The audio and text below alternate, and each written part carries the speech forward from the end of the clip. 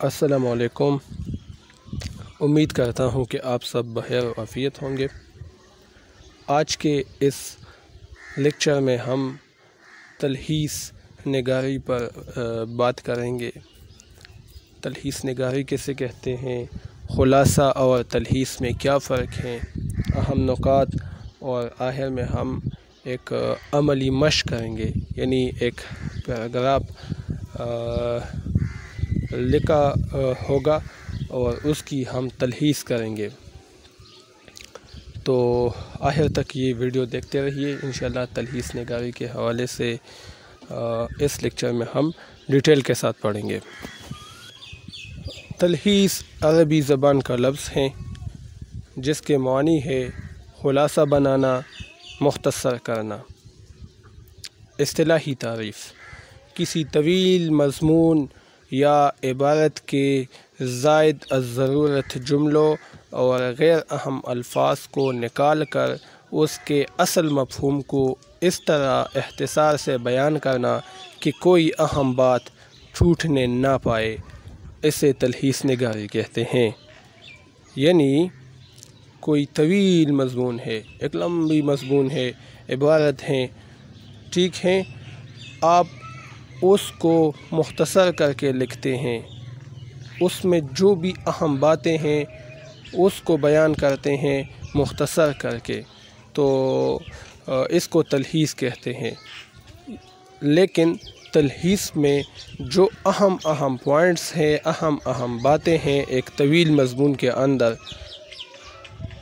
آپ کی یہی کوشش ہونی چاہیے کہ وہ باتیں، وہ پوائنٹس وہ چھوٹنے نہ پائیں، وہ آپ سے رہ نہ جائیں۔ تلخیص کو خلاصہ نگاری بھی کہتے ہیں۔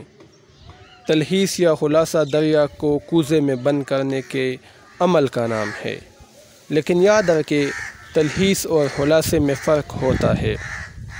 خلاصہ بھی مختصر کرنے کو کہتے ہیں، تلخیص بھی مختصر کرنے کو، لیکن اس میں فرق یہ ہوتا ہے کہ تلخیص 1/3 ہوتا ہے، 1/3 ایک تہائی، جبکہ خلاصے کے لیے یہ کوئی شرط نہیں۔ اور دوسرا اس کے مابین فرق یہ ہے کہ خلاصے میں آپ اصل مضمون کے عنوان کو بدل نہیں سکتے۔ مثلاً ایک مضمون ہے، اس کا عنوان ہے ہمارا پیارا وطن، آپ خلاصہ کرتے ہیں اس مضمون کا تو یہی اس کا عنوان ہوگا، ہمارا پیارا وطن۔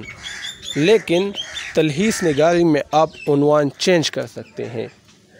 ہمارا پیارا وطن جب آپ اس طویل مضمون کی تلخیص کرتے ہیں، اس کو مختصر کرتے ہیں، تو آپ اس کا عنوان بھی چینج کر سکتے ہیں، یعنی ہمارا پیارا وطن کی بجائے آپ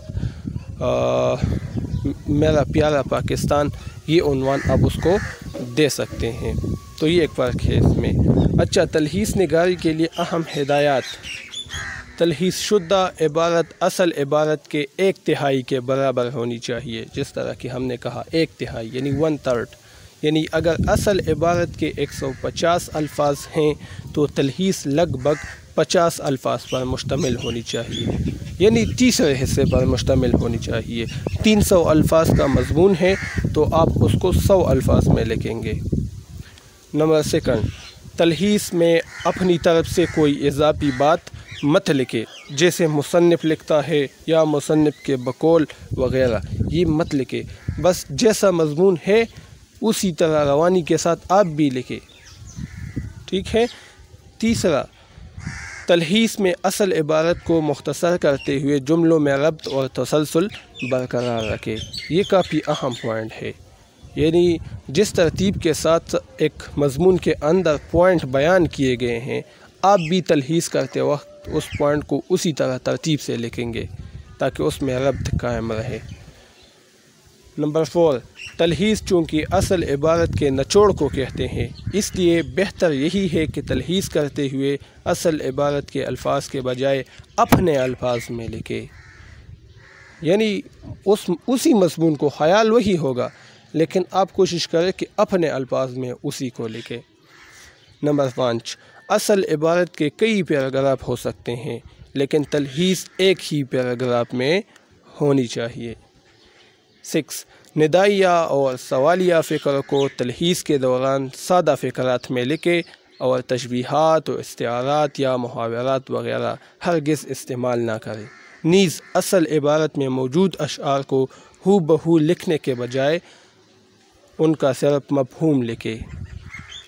اہم باتیں ہیں کہ تشبیہات، استعارات، محاورات، ان چیزوں کا استعمال ترک کرنا چاہیے تلخیص کے دوران، کیونکہ اس کا مقصد یہی ہوتا ہے کہ آپ مضمون کو مختصر کر کے اور اپنے قارئین کو، پڑھنے والے کے لیے اس کو آپ آسان بناتے ہیں، تو اسی لیے چاہیے کہ ان چیزوں کا استعمال آپ چھوڑ دیں تلخیص کے دوران۔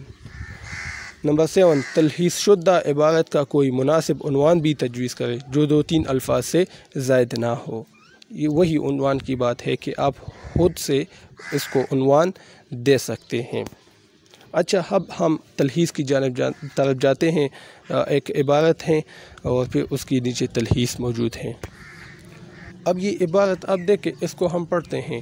نیچے اس کی تلخیص: چھوٹوں پر شفقت اور ان سے محبت سے پیش آنا حضور صلی اللہ علیہ وآلہ وسلم کی بہت ہی پیاری سنت ہے۔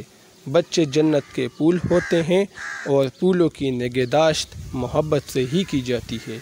یہ ضروری نہیں کہ بچوں کو سختی سے ہی ہر بات سمجھائی جائے۔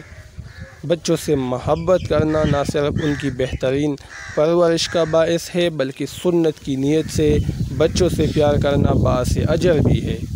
نبی کریم صلی اللہ علیہ وسلم نے فرمایا، جو اپنے بڑوں کا ادب نہ کریں اور بچوں پر رحم نہ کریں وہ ہم میں سے نہیں ہے۔ تو دیکھیے، یہ اصل عبارت ہیں، تقریباً 3-3.5 لائن ہے۔ نیچے اس کی تلخیص ہے: بچوں سے محبت، یہ ایک عنوان آپ نے اس کو دیا۔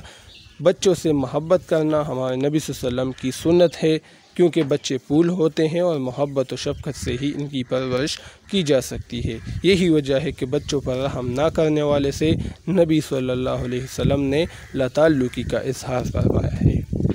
یہ اس کی تلخیص ہے اوپر عبارت کی۔ 1/3 اس کو عنوان بھی دیا گیا ہے، سادگی کے ساتھ بھی اس کو پیش کیا گیا ہے، محاورات اور تشبیہات کا استعمال بھی اس میں نہیں ہے، اور وہی مفہوم ہے، اپنے الفاظ میں اس کو لکھا گیا ہے۔ تو یہی تلخیص کے حوالے سے آج کا یہی لیکچر تھا ہمارا۔ انشاءاللہ پھر نیکسٹ لیکچر میں ملیں گے۔ اب مجھے اجازت دیجیے، اللہ حافظ۔